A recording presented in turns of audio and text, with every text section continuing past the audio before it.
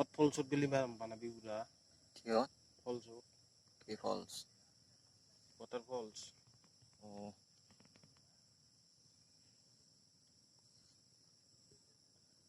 গরম দিন তো যাবই আর নিচে এক্সাম যাবই আমাৰতো নিজিৰা নাই না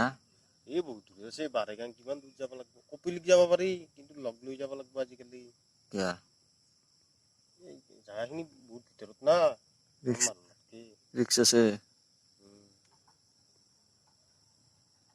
কপিলি ওচৰতে বাৰু ৰাণী ৰিক্স আছে যে